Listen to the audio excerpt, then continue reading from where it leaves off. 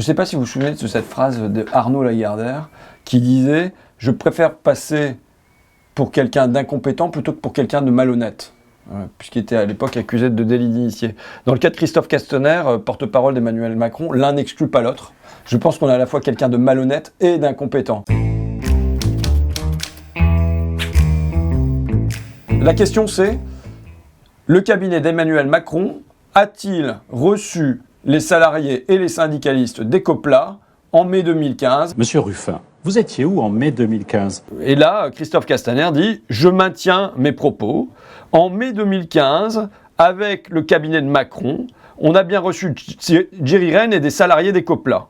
Alors là déjà, il faut revoir ce qu'il raconte sur le plateau de ces polémiques. Monsieur Ruffin, vous étiez où en mai 2015 quand moi j'étais aux côtés de François Brottes, député, et que nous recevions avec le cabinet d'Emmanuel Macron les syndicalistes et les salariés d'Ecopla. Les syndicalistes et les salariés d'Ecopla. Et là, ça bouge. Il n'y a plus de syndicalistes. Les syndicalistes, ils ont complètement disparu.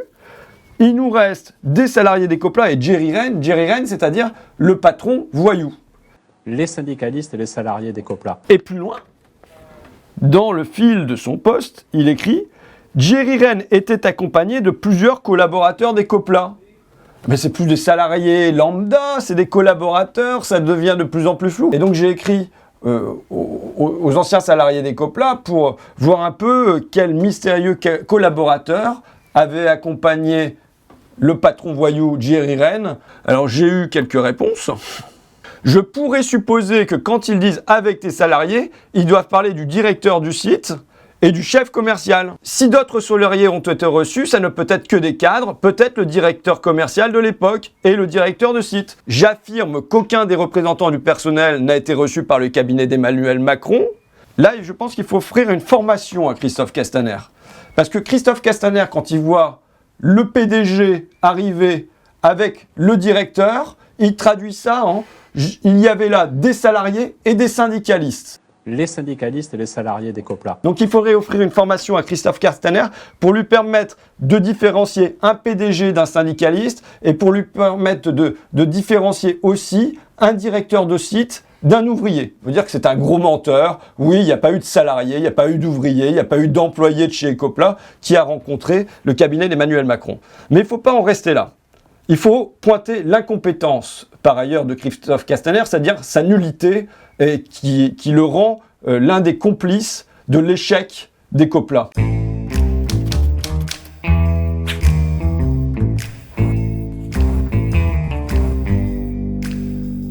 Quand les salariés tirent toutes les sonnettes d'alarme possibles, parce qu'ils voient que ce patron, Jerry Rène, est en train de les envoyer dans le mur. Il y a de moins en moins d'aluminium à l'intérieur de l'usine. Ils se demandent combien de temps ça va encore tourner. Et donc, ils appellent au secours tout alentour. Ils appellent au secours notamment leurs députés, François Brottes, le cabinet de Macron et tout ça. On ne les reçoit pas, on reçoit Jerry Rène à la place. Mais ils espèrent quand même que de cette réunion va sortir une mise en cause de Jerry Rène, qu'on va l'inviter à lâcher la bride, que les salariés d'Ecopla vont pouvoir monter leur société coopérative. Non, seulement Jerry Rène ne va pas avoir d'entrave du ministère de l'économie, avec par exemple des demandes de mise en redressement judiciaire de l'entreprise, ou ainsi de suite, mais en plus, on va lui dérouler le tapis rouge pour pouvoir faire du chômage technique, pour pouvoir recevoir des aides au CICE. Nous, en tant que syndicalistes, en tant qu'ouvriers, on leur disait, mais attention, si on continue avec ce type-là, il est dangereux, la boîte, elle va fermer. Donc, c'était le but avec Brottes de dire, voilà, rencontrez-le et puis voyez ce qu'il allait faire. Quand j'ai eu Brottes au téléphone le lendemain de cette réunion, je me suis dit, mais c'est pas possible, je suis sur une autre planète. Jerry Rène les avait embobinés comme il a fait avec tout le monde. On dénonce un patron voyou, on nous écoute pas et on continue à l'aider et on n'aide pas les salariés et c'est aberrant. On peut dire qu'ils ont été complices d'un patron voyou. Ne cherchez pas à caricaturer la totalité des faits. Les Castaner, les Brottes, le cabinet Macron ont été séduits par cet actionnaire sino-australien qui doit pas avoir un bagou à la Bernard Tapie, un joli costume comme eux, qui leur ressemble. Mais il y a comme un espoir des salariés qui s'envolent. Parce que eux, ils ont espéré que l'État joue son rôle de régulateur entre le patron et les salariés. Et c'est l'inverse qui se produit. Non seulement on ne reçoit que les patrons, mais en plus l'État apporte son appui, son aval au patron, qui va pouvoir ensuite dépecer tranquillement l'entreprise jusqu'au bout et jusqu'à la mise en liquidation. Ce qu'il faut signaler pour terminer, c'est que cette incompétence, elle est récompensée. C'est une incompétence récompensée chez Christophe Castaner, puisqu'il est nommé porte-parole du candidat Macron, mais c'est une incompétence aussi récompensée du côté de François Brottes, ce député de l'Isère, qui, là, on a vu, a fait preuve de prescience en aidant Jerry Rene, en lui apportant son secours, et lui, il a pu devenir patron de RTE, donc Réseau Transport Électricité. On paye tous un petit peu pour RTE, et lui, il touche beaucoup de RTE, puisqu'il touche 398 000 € par an. Comme PDG, il est parti pantoufler dans cette entreprise. Ne cherchez pas à caricaturer la totalité des faits. Est-ce que tu accepterais une confrontation avec Christophe Castaner ?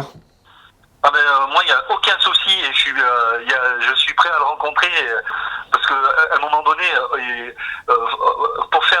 pour raconter des mensonges à la télé pour faire malin, je trouve ça pas normal et c'est pas la vérité, c'est pas ce qui s'est passé. Et aujourd'hui, la boîte elle a fermé et c'est à cause de Macron. Donc je lui ai envoyé un SMS pour lui dire que le mystère est résolu, que les salariés, les syndicalistes dont il parlait, c'était en fait le PDG, le directeur du site.